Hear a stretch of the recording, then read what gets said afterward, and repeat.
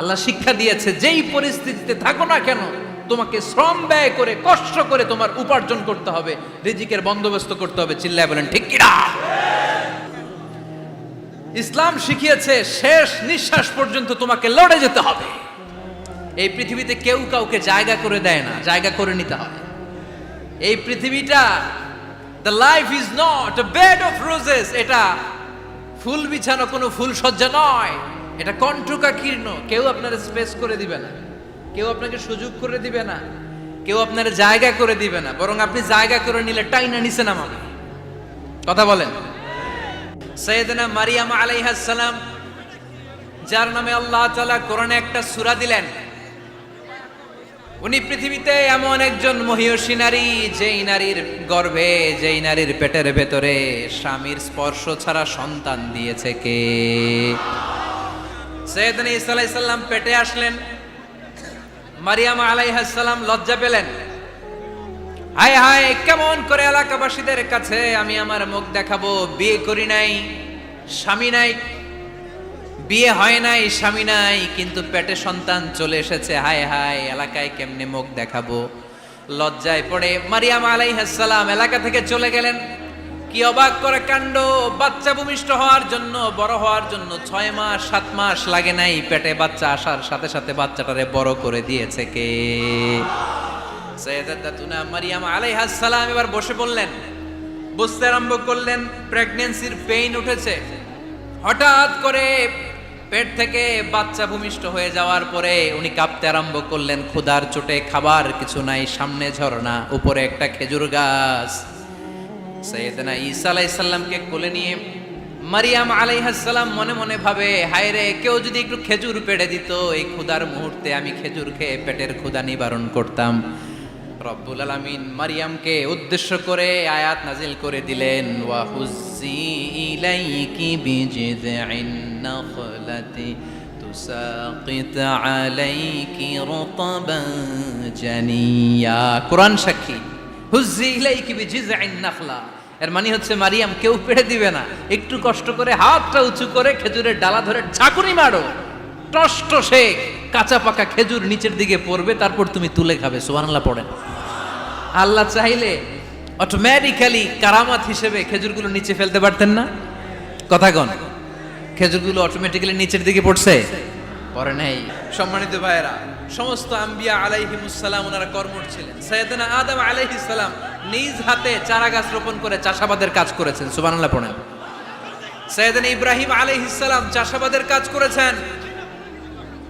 সাইয়েদনা দাউদ আলাইহিস সালাম নিজ হাতে যুদ্ধের জন্য যে পোশাক পরতে হয়, যেটা পরলে গায়ের মধ্যে ছুরি মারলেও ঢুকে না, ওই শিরস্ত্রাণ বানিয়েছেন, নিজ হাতে তলোয়ার বানিয়েছেন। সুবহানাল্লাহ পড়েন। সাইয়েদনা মূসা আলাইহিস সালাম ছাগল চড়িয়েছেন। সাইয়েদনা মূসা আলাইহিস সালামের মেজাজ নরম না গরম? নবীদের মধ্যে সবচাইতে বেশি মেজাজওয়ালা।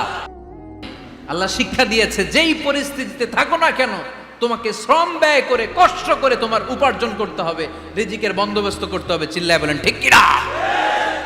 ইসলাম আমাদেরকে এটাই শিখিয়েছে, কাজে লজ্জা নাই।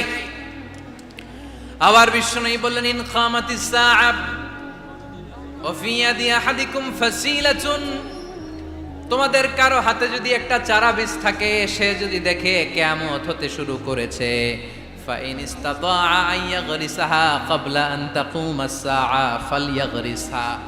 কারো হাতে একটা চারা বীজ নিয়ত করেছে, চারা বীজটা রোপণ করবে, ইন দ্য মিন টাইম দেখলো কিয়ামত হতে শুরু করেছে, বিশ্বনবী বললেন, যদি তোমার সুযোগ থাকে কিয়ামত হওয়ার আগে চারা বীজটা রোপণ করে দাও। কথা বুঝতে পেরেছেন? আপনার হাতে একটা চারা বীজ, আপনি প্ল্যান করেছেন এই চারা বীজটা রোপণ করবেন, ইন দ্য মিন টাইম দেখলেন কি হওয়া শুরু হয়েছে? ইযা জুলজিলাতিল আরদু জিলজালাহা, দ্য বিগেস্ট আর্থকোয়েক, ভূমিকম্প শুরু হয়েছে, কিয়ামত হয়ে যাবে। বিশ্বনবী বললেন, কিয়ামত হইতেছে ওদিকে, আর তোমার হাতে যদি চারা বীজ থাকে দেরি করো না, কিয়ামত তোমার কাছ পর্যন্ত আসার আগে সুযোগ পেলে চারা বীজটা রোপণ করে দাও। ইসলাম শিখিয়েছে শেষ নিঃশ্বাস পর্যন্ত তোমাকে লড়ে যেতে হবে। এই পৃথিবীতে কেউ কাউকে জায়গা করে দেয় না, জায়গা করে নিতে হবে। এই পৃথিবীটা the life is not a bed of roses, এটা ফুল বিছানো কোনো ফুল সজ্জা নয়, এটা কণ্টকাকীর্ণ। কেউ আপনার স্পেস করে দিবে না, কেউ আপনাকে সুযোগ করে দিবে না, কেউ আপনার জায়গা করে দিবে না, বরং আপনি জায়গা করে নিলে টাইনা নিচে নামাবে। কথা বলেন। এজন্য কখনো অলসতাকে স্থান দেয়া যাবে। রসুল বাত্তালি দুক্কানু শয়তান, অলস মস্তিষ্ক শয়তানের আড্ডা। অলস যদি কেউ থাকে এটারে টেনে বেঁধে কাজে নামাবেন, পারা যাবে? আলহামদুলিল্লাহ লক্ষ্মীপুরে এরকম অলস ছেলে পেলে নাই।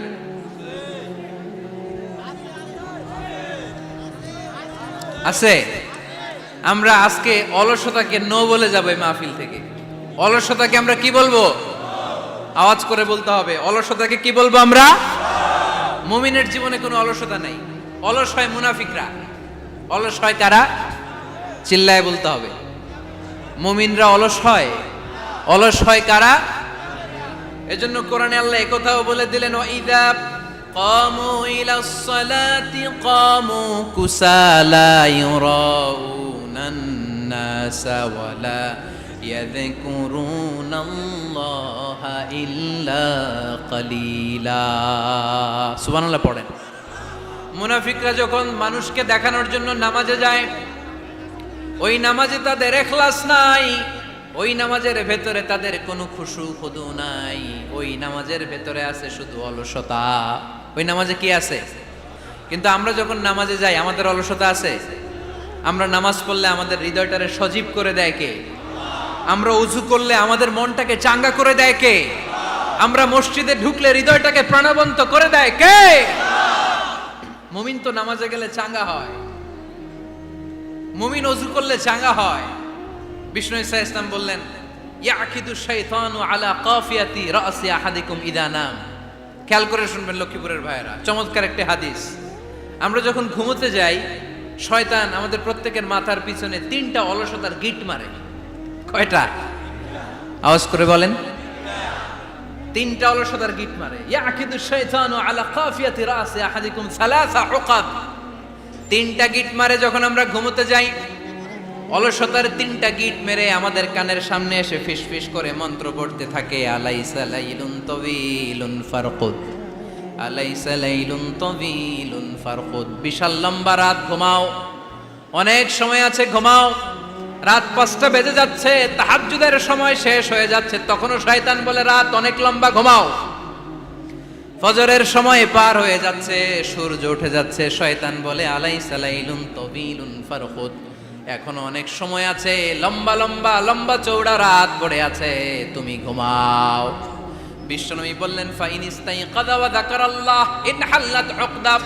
আমার উম্মতের কেউ যখন ঘুম থেকে জেগে ঘুম থেকে ওঠার দোয়া পড়া শুরু করে দেয়, অলসতার প্রথম গিটটা সাথে সাথে খুলে দেয় কে? আপনি ঘুম থেকে উঠেই যখন ঘুম থেকে ওঠার দোয়া পড়বেন, আপনার অলসতার প্রথম গিট খুলে দেয় কে? ঘুম থেকে ওঠার দোয়াটা কি? আলহামদুলিল্লাহিল্লাযী আহইয়ানা বা'দামা আমাতানা ওয়া ইলাইহিন নুশুর। প্রশংসা সে আল্লাহ, যে আল্লাহ আমাদেরকে লম্বা একটা ঘুম শেষে, মৃত্যু শেষে আমাদেরকে ঘুম থেকে উঠালেন। এই দোয়াটা পড়ার সাথে সাথে শয়তান যে 3টা গিট মারছে, ওই 3টার একটা খুলে দেয় কে? Fine তাওয়াদ্দা in হাল্লাত উকদা। ঘুম থেকে জেগে ঘুমের দোয়া পড়ার পরে যখন কেউ ওযু করে ফেলে, অলসতার দ্বিতীয় গিটটাও খুলে দেয় কে? ওযু করার পরে ফাইন সাল্লাত ইন হাল্লাত উকদা, নামাজের মুসল্লায় দাঁড়িয়ে যখন নামাজ শুরু করে দেয়, অলসতার 3 নাম্বার গিটটাও খুলে দেয় কে?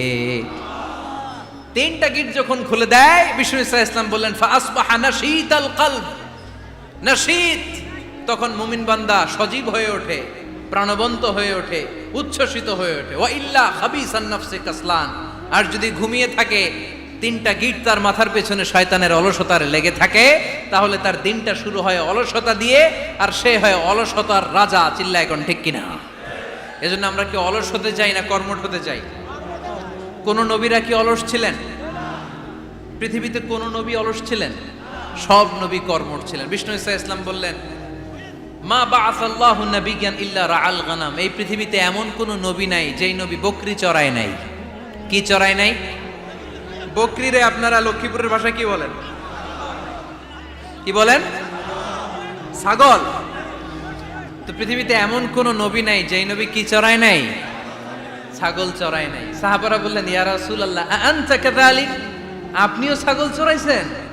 বিষ্ণু ঈসা ইসলাম বললেন, না, আমিও ছাগল চড়িয়েছি। ওয়া ইন্নী আরআহা আলা কারারাইতি আহলি মক্কা, আমি তো মক্কাবাসীদের অল্প কিছু পয়সার বিনিময়ে তাদের ছাগলগুলোকে চড়িয়ে দিতাম। সুবহানাল্লাহ পড়বেন না? বিষ্ণু ঈসা ইসলাম ছাগল চড়াতেন। ছাগল চড়ানো সহজ কাজ না কঠিন কাজ? কেন কঠিন এটা? হ্যাঁ, টেরা খুঁটি মারে। হ্যাঁ, তো ছাগল যারা পালে তারা জানে ছাগল পালা কত কষ্ট। ওরে ডানে টান দিলেও কই যায়, রশি ধরে বায়ে টান দিলে কই যায়, সামনে টানলে কই যায়, পিছনে টানলে কই যায়।